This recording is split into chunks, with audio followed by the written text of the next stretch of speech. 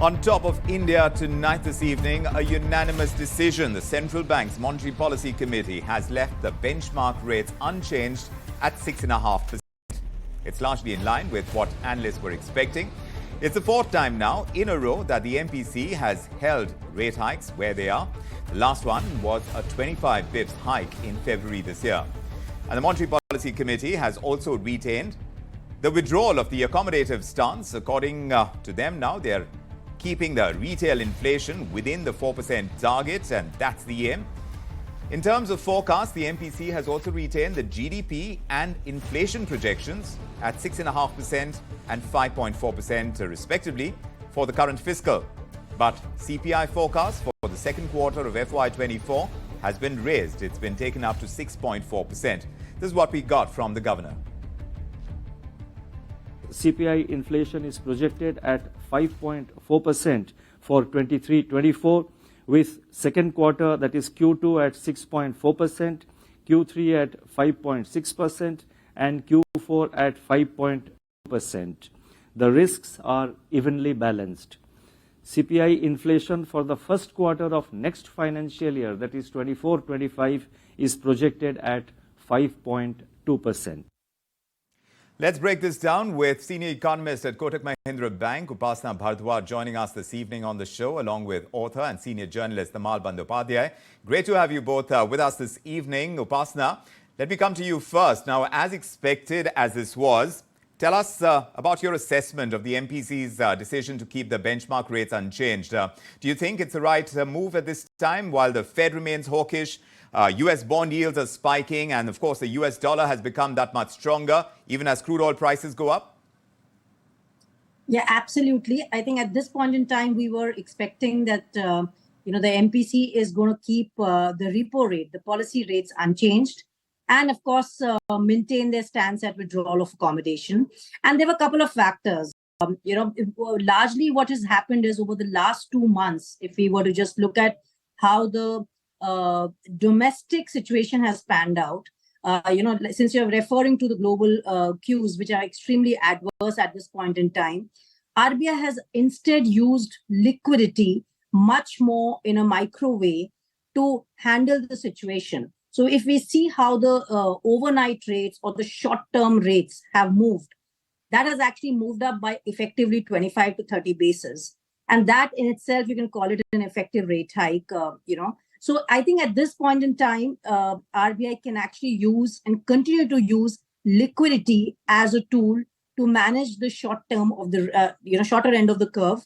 And rather than repo rate move is going to be a much more strong call if we were to see that inflation expectations were getting extremely unanchored domestically. At the moment, we are seeing signs of inflation moderating. And at least over 6 to 9 months, if we look at least it's drifting towards 5%, if not 4%, which is eventually RBI's target.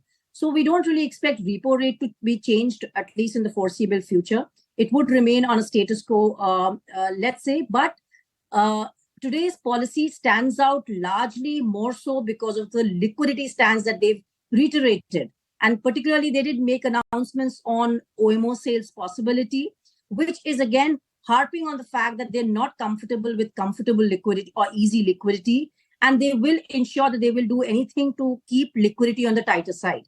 And that is the tool, I believe, what they will use to counter the adverse impacts that are emanating from the global side. In fact, let me take this across to Tamal. Tamal, the MPC now withdrawing accommodation, it naturally means putting strictures on liquidity in the system, like Upasna is pointing out. At a time when India needs to expand credit growth for all its aspirations in manufacturing, in the services sector and others, how much will this guardedness impact the growth of the economy, of businesses and what consumers have at their disposal to spur demand, especially rural consumption, which the governor has said is picking up? Well, that's the balancing act every monetary authority needs to address. And that's what Reserve Bank are doing. In fact, you quoted Governor in the beginning of your show that it's a turning pitch and we have to play our shots carefully. So taking the cricket analogy further, I think this, what he has done about the OMO sell, that's a sort of googly for the market, which is why we have seen there's a 13 bips hike in the 10-year bond yield, from 7.23 to 7.35. Now, normally, unless there's a rate hike, you don't see this kind of movement in the market. Now, why did this happen? To answer your question very simply, RBI has stuck to the 6.5% growth, and even in the strong growth in the first quarter of the next year also it has projected. But what Upasna has said, that's the correct thing, that the entire focus is on liquidity and how do you manage this. And there is a difference between, say, RBI could have done CRR hike, even incremental CRR hike, which it had done in the past, very, very incremental, very short, for the very short time. But this time it has gone for Waymo. Now, Waymo has a twofold effect. One is this: you drain out liquidity from the system, and then, of course, there are too many bonds also. They are on the supply side. Now, as a combination of that, the impact will be far higher.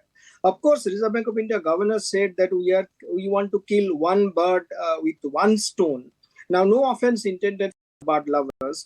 I actually feel that RBI wants to kill more than one bird with one stone. Now, what happens now? Once you have this 10-year bond yield going up, which has already gone up, the spread between US bond yield and Indian bond yield will widen.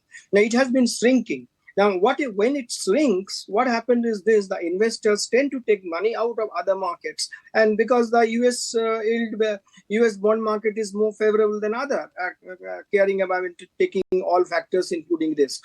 So why would they have exposure in India? They would pull out of India. Right. So by doing this, what happened is this: you take care of liquidity, indirectly you taking care of inflation. At the same time, the FPI the foreign outflow, etc., you address that, and finally you are also addressing the rupee. Right. Rupee part. Rupee has been slipping for past few weeks. Yes. So I think it is killing many birds with one stroke. It's a master stroke, I would say. Yes. And taking governor's analogy, cricket analogy further, it's a googly. Right. I think market was not expecting it. Yes, it was a googly. Perhaps markets weren't expecting this, and exactly how this plays out in the markets remains to be seen. But Upasna, now it's quite clear that controlling inflation is high priority for the MPC. The CPI forecast for the second quarter of FY24, like I was just telling our viewers, has been raised to 6.4%.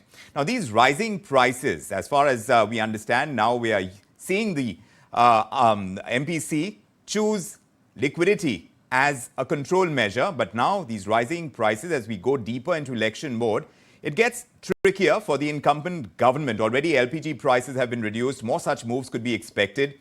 Do you think this puts fiscal consolidation at risk? And will the RBI's move to remain focused on inflation actually help in the longer run, beyond elections even? Absolutely. I think, the focus by RBI on inflation or anchoring inflation expectation is absolutely a must over the medium to long term, because that is what will keep India sustainably on a high growth path. So I think there is no way out of this. One has to focus on inflation, clearly, especially when we've seen really heavy and high bouts of inflation, and right now we could probably say it's more because of erratic weather.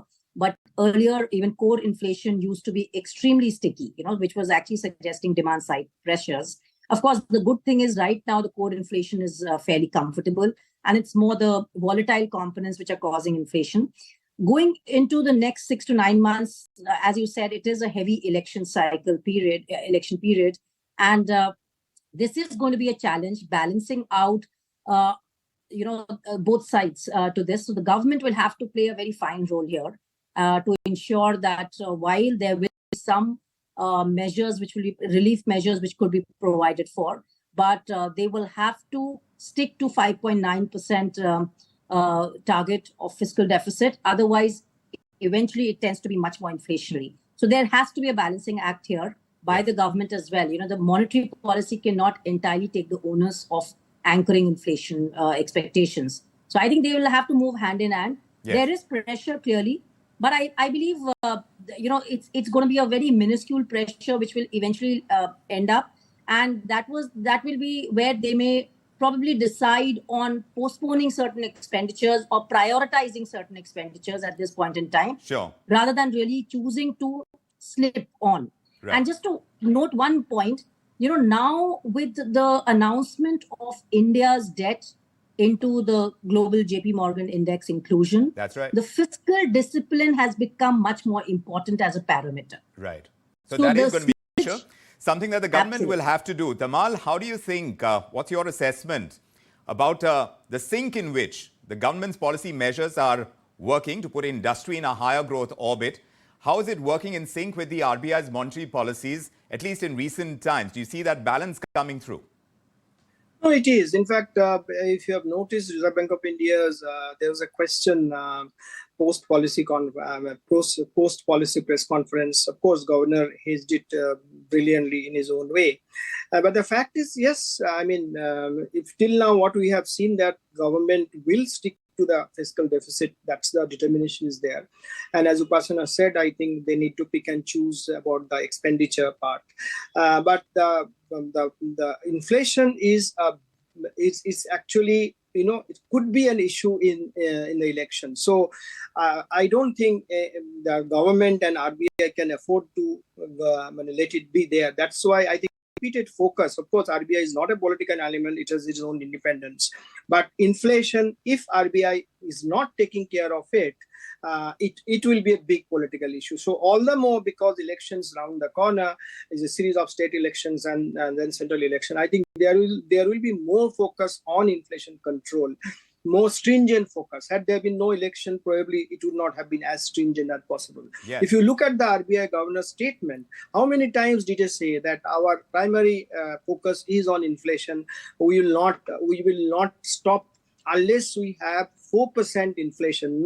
He's not talking about 6%, the upper end of the bond. 4% inflation and on a durable basis, only for months. Yeah. Now, this is because of elections, because of election. Nobody will admit that because inflation can be a big election issue. And if you look at the RBI Household Inflation Survey and that the Monetary Policy Committee report, it talks about 4.5% inflation next year, that is fiscal year 2025, and 4.3 is the last quarter of the fiscal year. Yes. So RBI is determined to bottle the inflation genie, come what may. Which is why the change in the stance from withdrawal of accommodation to neutral will take time and even take longer time for the first rate cut. Right. So the new rate cut cycle, I don't see it happening in the next, probably in the next 9 months or so. Right. It can happen only towards the end of the next calendar year, not before that. Not before that, not until the next calendar year. Is what Tamal believes. Upasna, very quickly about GDP growth projection for the current fiscal. It remains at 6.5%. One economist I was speaking to has said that 6.5% is easy. This is the day that I was speaking about the World Bank. They came out with their India update, and this economist has also said it's about hitting 8% and higher, which is the real challenge. What do you think? No, if you're talking about just this year, then we are slightly softer than RBI. We are at 6.2%. Beyond that. And of course, risks are evenly balanced, I would say. We still have to see how the situation pans out in the next few months. We still have 6 months to go for the year. And there is a lot of global uncertainty as well. So I think, and especially, we are seeing fatigue in urban consumption, the discretionary component and all. So, and even if you look at the job markets, it's a little more fragmented. While rural demand is still holding up. So there is a lot of mixed, trends that we are seeing at this point in time. So we do have 6.2% with risks evenly balanced. 6.5 is our best case. Let me put it like that. But yes, like you said, 8% clearly, for next year, we are estimating 6.3%. And 8% is going to be a challenge, and far-reaching reforms, incremental structural reforms will be required to really move on to a 7% plus handle on growth. So RBI has moved according to most analysts' expectations. Markets have received a googly, like Tamal was pointing out. We'll see exactly how the markets, the businesses, and indeed the larger economy moves in times to come. And for that, we'll keep reconnecting with our guests, Upasna and Tamal. Many thanks for joining us with your perspective on India tonight. Great to have you with us.